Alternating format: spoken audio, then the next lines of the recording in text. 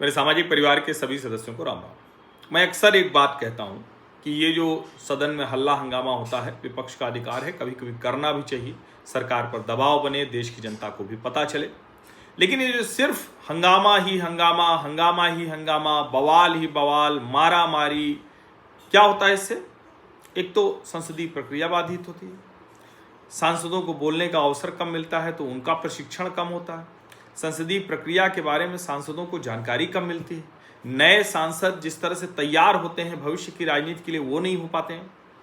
सत्ता पक्ष हमेशा फायदे में रहता है क्योंकि सत्ता पक्ष पर कई जो सवाल उठने होते हैं वो नहीं उठ पाते हैं, जबकि सदन में वो सारे सवाल उठते हैं तो उसका महत्व होता है और सत्ता पक्ष की जिम्मेदारी बनती है, संवैधानिक उत्तरदायित्व तो बनता है कि वो उन सभी प्रश्नों का उत्तर दे जो सदन के भीतर पूछे जा रहे हैं। लेकिन जब इस तरह से हल्ले हंगामे में सब वॉश आउट हो जाता है तो बड़ा विचित्र लगता है। अब कभी कोई मुद्दा रहता है, कभी कोई मुद्दा रहता है। मणिपुर वाला मुद्दा बहुत संवेदनशील था, अभी वहां स्थिति पूरी तरह सामान्य नहीं हुई, राष्ट्रपति शासन लगा हुआ।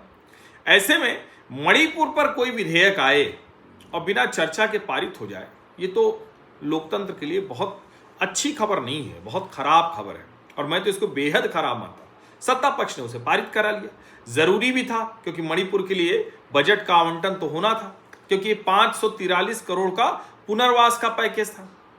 अब इस पर चर्चा होती तो मणिपुर की दिक्कतें, मणिपुर में क्या हो रहा है, सरकार कहां कहां कमजोर है, सरकार क्यों नहीं कर पा रही है, वो सब सामने आता, जो समस्याएं हैं उसका समाधान सामने आता। लेकिन गुरुवार को जैसे ही लोकसभा में कार्रवाई शुरू हुई, विपक्ष ने बिहार में मतदाता सूची के गहन पुनरीक्षण, वोटर लिस्ट रिवीजन है, स्पेशल इंटेंसिव रिवीजन SIR, उसको लेकर हंगामा शुरू कर दिया। प्रश्नकाल कुछ देर चला, कार्रवाई दोपहर 2 बजे तक स्थगित, तो उसके बाद जो हुआ सबने देखा ही। अब अगर ये चलता तो उस पर बातचीत होती, थोड़ा सवाल उठता, देश को मणिपुर के बारे में पता चलता। ये अच्छी बात थोड़ी ना है कि मणिपुर में इतनी खराब स्थिति है और उसके बारे में पता ही नहीं चल रहा। ये बहुत खराब स्थिति है और इसमें नुकसान किसका हो रहा है? We the people of India, हम भारत के लोगों का, और विपक्ष का। सत्ता पक्ष का कौन सा नुकसान है? सत्ता पक्ष तो शांति से पारित करा ले रहा है, उस पर चर्चा भी नहीं हो रही, बड़ा अच्छा है उनके लिए। अब वित्त मंत्री निर्मला सीतारमण ने इसको प्रस्तुत किया। वैसे 2 विधेयक थे, वित्तीय वर्ष 2025-26 के लिए विनियोग विधेयक और मणिपुर माल एवं सेवा कर संशोधन विधेयक 2025। हंगामा के बीच पारित हो गया, चर्चा वर्चा कुछ हुई नहीं, विपक्ष हंगामा करता रहा और दोनों विधेयक बिना बहस के पारित हो गए, वॉइस वोट से, ध्वनि मत से। अच्छा, ये अगर आपके मेजॉरिटी है, अगर आपके पास नंबर है तो सबसे अच्छा है, ध्वनि मत से, वॉइस वोट से पारित हो गया। अब सोचिए जरा, 543 करोड़ का जो मणिपुर के लिए पुनर्वास के लिए आवंटन हुआ है, इसमें से 542 करोड़ सुरक्षा के लिए, सेंट्रल आर्म्ड पुलिस फोर्सेज की तैनाती के लिए 500 crore, long term public finance के तहत 543 करोड़ रुपए दिए जा रहे हैं, जिससे मणिपुर के उच्च ब्याज दर वाले कर्ज का भुगतान किया जाएगा। विशेष सहायता के रूप में 700 करोड़ रुपए बिना ब्याज के दिए जा रहे हैं। मतलब कुल मिला के राज्य को कैसे ठीक किया जाए उसकी कोशिश हो रही है। अब विपक्ष ये कह रहा है कि भाई प्रधानमंत्री कुछ नहीं करते हैं, ये नहीं करते हैं, और वित्त मंत्री कह रहे हैं कि बताइए, आप मणिपुर पर तो उनके शब्दों में घड़ियाली आंसू बहा रहे थे, और जब मदद की बात आ रही है, वहां के लिए बजट है, तो आप नहीं कर रहे हैं। और उन्होंने कहा कि भाई राष्ट्रपति शासन लागू है, स्थिरता के लिए हम कोशिश कर रहे हैं। लेकिन जरा सोचिए ये कितना खराब है कि दोनों विधेयक पारित हुए और जगदम्बिका पाल जी ने कहा कि अब अगले दिन तक के लिए कार्रवाई स्थगित कर दी जाती है। बहुत ही खराब है। 11 बजे शुरू होती है कार्रवाई, प्रश्नकाल थोड़ी देर चलता है, दोपहर 12 बजे तक स्थगित है, तो फिर धीरे धीरे खत्म हो जाता है।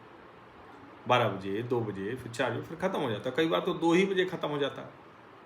ये बेहद खराब है, चिंताजनक बात है। और मैं फिर कह रहा हूं, ये मूल रूप से संवैधानिक प्रक्रिया के लिए चिंताजनक बात है। अभी मैं देख रहा था कि अखबार में एक हेडलाइन लगी है कि विपक्ष हंगामा कराता रहा और सरकार मजे से अपना विधायी कार्य करती रही। लेकिन ये ठीक नहीं है ना भाई, ये अच्छी तो नहीं है। आप विधायी कार्य करते रहते हैं, बहुत अच्छा है, लेकिन उस विधायी कार्य में जो विपक्ष की आवाज़ है, उस विधायी कार्य में जो जनता की आवाज़ है, अगर वो शामिल नहीं होगी तो ये तो कतई अच्छा नहीं है। जरा सोचिए। अब देखते हैं कि ये प्रक्रिया सुधरती है या नहीं सुधरती, क्योंकि ये भी खबरें आने की समय से पहले ही सत्र समाप्त कर दिया जाएगा। सत्ता पक्ष के लिए इससे बेहतर भला क्या होगा, सोचिए जरा। ये चिंता की बात है लोकतंत्र के लिहाज से, संविधान के लिहाज से। और मैं ये नहीं कह रहा हूँ, जिम्मेदारी रहती ही है सत्ता पक्ष की, लेकिन सत्ता पक्ष के लिए इससे अच्छा क्या होगा कि उन्हें बहुत कुछ करना ना पड़े, जवाब न देना पड़े, आसानी से वो विधेयक पारित करा लें। उम्मीद करते हैं कि स्थिति कभी बदलेगी। आप सभी का बहुत बहुत धन्यवाद। सब्सक्राइब अवश्य कर लीजिए, नोटिफिकेशन वाली घंटी दबा दीजिए, लाइक का बटन दबा दीजिए, अधिक से अधिक लोगों तक इस वीडियो को पहुंचा दीजिए। धन्यवाद।